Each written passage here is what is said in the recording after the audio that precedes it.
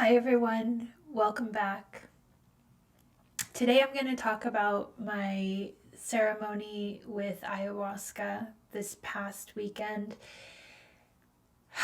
and open my heart to all of the things that came up. But before I begin, I want to just let you guys know that this experience may be triggering for some, and I want you guys to proceed with that in mind. And if at any point it makes you feel uncomfortable, it just means that you're not ready to receive what I'm saying. And I understand that completely. I just had chills. Sorry, had to breathe into that. I understand that completely, but I also know that this happened to me and for me and with me so that I could share it and so that everyone else can kind of start feeling into what this possibly means in their own healing journey.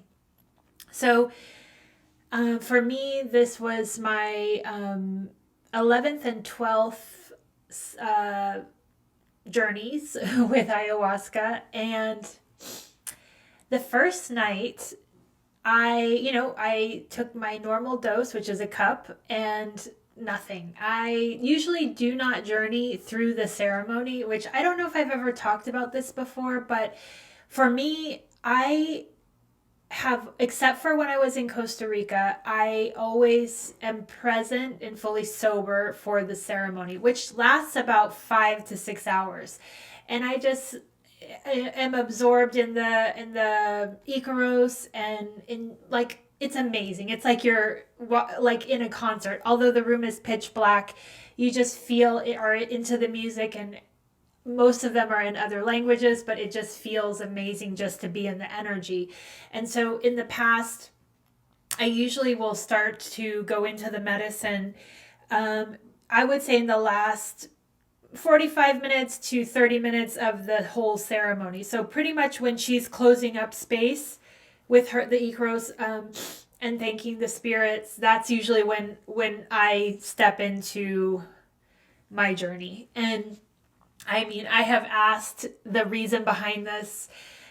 First it was maybe because I have been holding space for other people that I've introduced to this shaman. Then I was shown no, that's not the reason. Then it was that even if I consciously don't think I'm holding space, there's definitely something that is keeping me from journeying during ceremony. And I was last shown that as the shaman is singing, she's building these, it looks like a kind of a honeycomb structure around us and the room. And they were like, and you use this energy to journey when the cocoon is complete. So I was like, that makes sense. I mean, if I was shown that I don't have shadow work to do, so if I'm not needing the power of the Icaros, which for those of you who don't know, Icaros are the songs that the shaman sings, and it will start with opening up the space and calling in protection, and it goes through that for at least an hour, maybe longer, and then the next probably 2 to 3 hours is all about doing the healing on the body and doing the healing in the persons that are in the room. And then the ending part is like the closing down and thanking all the spirits that came. So I was shown that if I'm not going to do healing, then I use the energy at the end of the ceremony to then go into my own cosmic, galactic, whatever journey. And I've had many conversations with my shaman about this, and she was like, oh, okay, but I still think there's something you're not looking at here. And so this last ceremony, she said, why don't you come and don't tell anyone? Even like really don't tell anyone, just come by yourself and because she holds space for many people, and therefore you won't know other people, and you'll just be able to, let's see what happens. So the first night, nothing. I took my same dose and I didn't journey the whole ceremony, and that was normal for me. So I kind of was waiting towards the end of the ceremony, like, let's see, absolutely nothing. And then nothing the whole night. It was as if I didn't take the medicine. And I mean, then I got really into my head about it, and I was like, okay, what possibly could this mean? Am I abusing the medicine? I've been called to go, like, it's like every 2 months it feels that I get the call to, it's time again. So I would never, it's usually not my mind that decides when I go. It just feels like, okay, it's time. And it feels like it in my body. But so I was like thinking maybe that's it. And then the other thing that happened that week was I did my first psilocybin journey on a full dose, which is 3 grams. And oh my God, it was such a beautiful experience, super heart opening. And I was able to do it with actually some of the tribe, which was even more special for me. And part of that for me, it was all about opening up my heart. And I've talked about this before, but opening up my heart to people in my physical experience. And that was so synchronistic that my neighbor, who's never brought me any lemons before, she brought me 3 lemons the day before my friends were coming into town and we were going to spend the day together. And with psilocybin, there's something called lemon teching that helps to activate the mushroom so that your journey is more quick and to the point, and also there's no nausea behind it. So of course I was like, oh, perfect, we needed 3 lemons and they showed up out of nowhere, so that means that this is all aligned. And we went to the beach, and oh my God, we were just in heaven. We were kind of in this cliff area, so we got there like around 3 o'clock, and we stayed for sunset, and it was right before the full moon, and we just absorbed. We waited for the full moon to be up above us, and we waited and we stayed and we talked and we laughed and we cried and all of the things. And then when the tide came in, I felt and we all felt, and we were complete, and it was just magic. So but of course, this night in ayahuasca, I'm thinking it was too close to this ceremony, because ayahuasca does not like you to be on any other medicine when you're committed to her. And for my shaman, she has a week for us to do a dieta before the ceremony. And this journey with psilocybin happened right at that week point. So of course my mind is all night. I couldn't sleep all night. I'm just like, and maybe I did this, and well, what did I do here, and why? Because I've never not journeyed.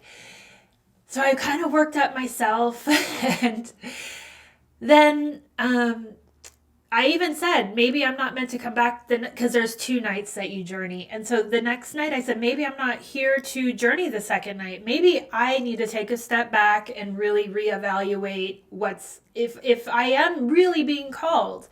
And my shaman said, okay, let's take a step back. Stop putting all of these fears out there around it. Come back. We're going to try something different, because this has been a pattern for me of not journeying during ceremony. So she said, let's try do a starter dose of half a cup about an hour before the actual ceremony. And then when ceremony starts, you'll do your normal dose. Now, this was the first time of trying this. She has once before had me take just a dose of ayahuasca an hour before ceremony, but that's without any DMT in it and chacruna. So we tried that once before, and it didn't change anything. So, but this time she said, no, you're going to take the full medicine, half dose, and then your normal dose an hour later, because maybe you're just not activating. Okay, so I'm like, sounds good. We'll try it. I mean, I don't know, but so I do this, and I started to feel the medicine about, I would say, an hour into the ceremony. And here's where the journey begins. I'm going to first say that what came up is something that I knew of in my family lineage, because about 2 years ago, I did a healing session for one of my relatives. And in that session, and what was ready to be moved through her were things about other family members that obviously me as a person did not know. But as the energy was ready to be moved and she was ready to be witnessed, I would say, I was there to hold the space for it. And so it's been 2 years since that happened. And I'm happy to report that, my God, it changed her. The healing, we just did one. And this trauma that had happened in her young years was so deep that it had been rippling out throughout her whole life, through her health, through her relationships with her parents, through her relationships with everyone, and even her children. And the power of moving something that's a trauma from your childhood and giving it light is so beyond, I think, what we can even deem possible, because it's almost like you trigger, I mean, in all of the work that I do, you don't treat the symptom, meaning the symptom of whatever is happening in her current day reality.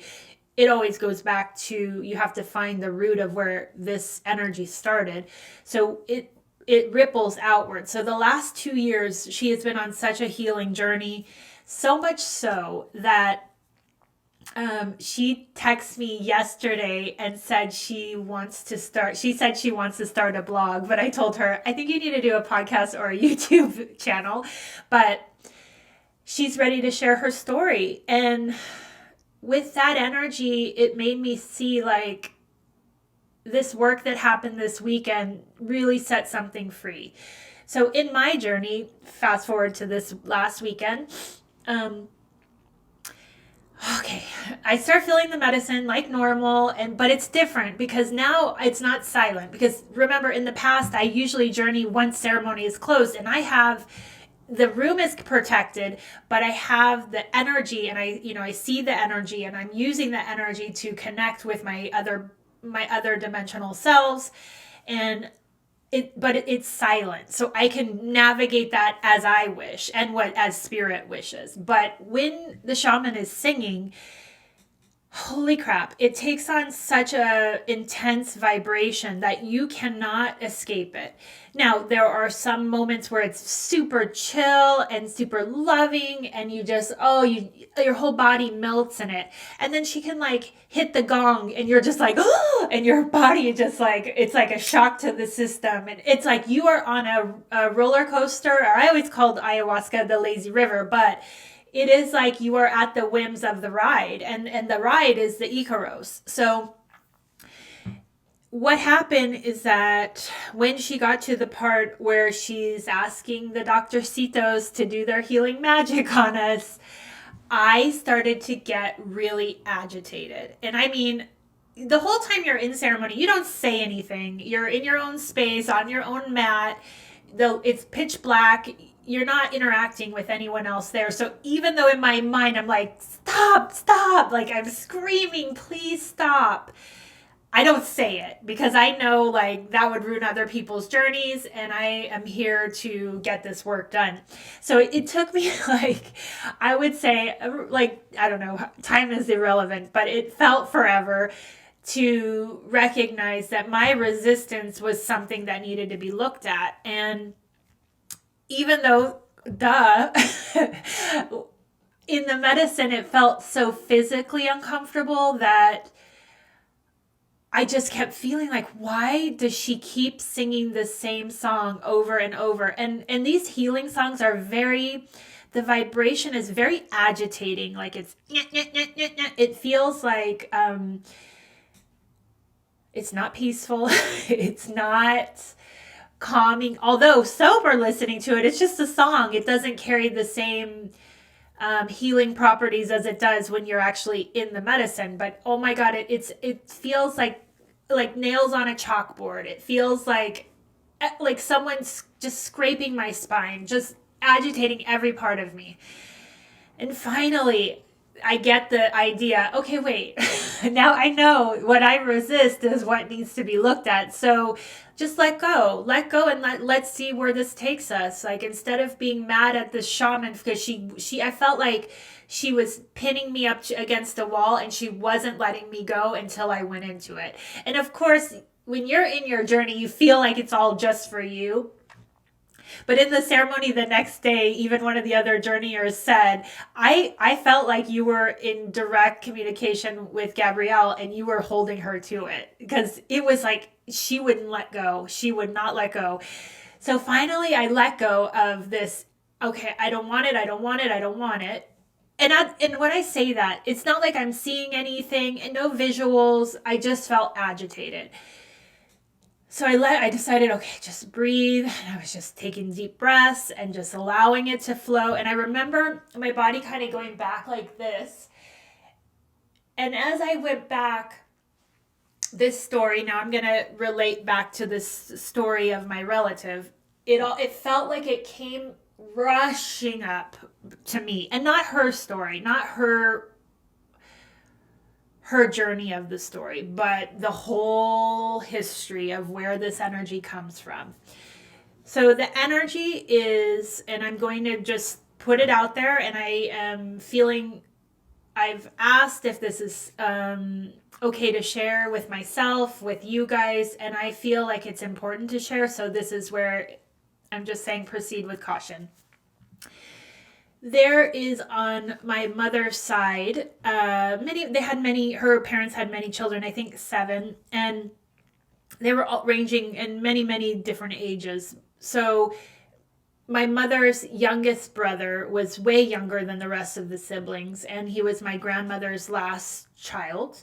My grandmother had 7 children, but she had many, many miscarriages, and when she had this boy, everybody said she babied him, and everybody said that he was the favorite, and she coddled him a lot. And of course, my mom, they grew up on a farm, and back in this time, there was no diagnosis of mental disability. And this boy, yes, I was shown, had disabilities, and they were not nurtured. And he was an open vessel to energies that were around him. And I would say that is the case even today. He is, an adult. I would say he's probably in his 50s, maybe, mid 50s.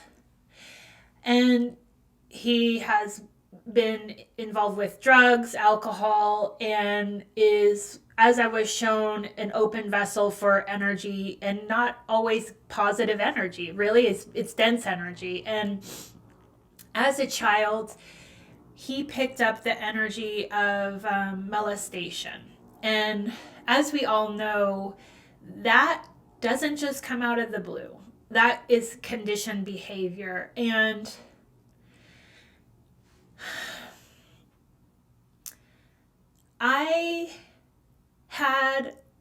they were showing me all of the aspects around it, and all of the reason of him being a very simple-minded individual as a child. Wouldn't he know to speak something happening to him or know something was happening to him, but he didn't have the capacity to stand up for himself or to do anything, as most children wouldn't. It felt like it wasn't a chose behavior, but the behavior chose him. And I asked, where did it come to him from? And although they did not give me clear visuals, it feels like it came from my grandmother. Now, my grandmother was raised by her mother, who was an alcoholic, and I don't believe her father was ever in the picture. She was, I think, the oldest of her siblings, and was like basically a child raising other children, and I think was in a lot of dangerous situations. But so, of course, abuse people abuse others. And this continues, as we all know, I believe, until it's seen and healed. Now, my grandmother has passed. My uncle is still alive, but he's never been in my physical life. I mean, I know him, I've been around him, but I don't have a relationship with him. And not because of this, because no one in this family knows any of this. But what they showed me is that as I went back, all of this memory, all of this stuff kind of flooded in. And I was in ayahuasca. When energy is ready to be released, you purge. And I had my bucket right there, and I was like, okay, are we purging this? I understand. I knew all of this was there. Is it ready to be released? Because even in energy healing, it feels like it wants to move through and out. And so that's what in my knowing, that's what I was trying to do and help it move through. But then they were like, nope, you're not moving this out. And I was like, why? And they said, because it's you. And it's part of you that you need to love and put in your heart and hold. And I was like, oh. And it, like, as I took that breath, it was like everything that it's so easy to separate from. And I'm talking ancestral lineage. When we separate from our ancestral lineage, you're denying who you are, because it is literally you. It is in your DNA. It is in your energy lines. Even if I wasn't perpetrated upon it, that action, the energy behind molestation is me. And they showed me the only way to heal this in my lineage is to bring it into my vessel and hold it in my heart space as it's mine to hold. So I did. So I said, okay, so I pull it in and I'm just holding it. And for me, we've talked about how I hold my light. So then that just starts like really intensely happening. And in the medicine though, it's so intense that almost it can bring you to a blackout, because it's like, you feel like you're being struck by lightning. It's that intense. So I just held it. And they basically were like, okay, you've shown this compassion and love, and now it's yours. You're not getting rid of this. You're not purging this. You're going to hold it. And at that point, I'm just crying. I'm feeling like just, it's hard to describe, but it's like all of the pent up energy behind it. After it was complete and I was holding it now, it felt like it was free. But even though it didn't leave and it's still held in our DNA, they were saying that's how it's supposed to be. It's not something to just see and let go of. It's something to hold and honor in your DNA, in your lineage. And I asked, is this setting the people free that, number one, that perpetrated, and that also the people that were perpetrated against? And as far as I know, yes. So when my cousin texted me yesterday and said she's ready to share her story, it was confirmation that there's light here now, and it doesn't have to be hid anymore.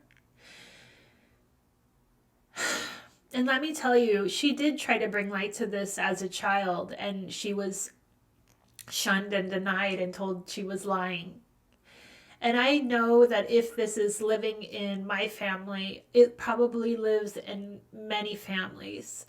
And the lesson behind this was just that we are here to hold this stuff. We're not here to push, deny it or to be ashamed of it, because they were saying that's where it festers. That's where it has, it's almost like a mold that if it's not shown and held, like really held, like now I am envisioning that is me. So as this topic comes up, I feel as if I was the perpetrator, the victim, and the Savior, all, because it is me. And I know that that's the only way to heal something like this. And I think that it was really time.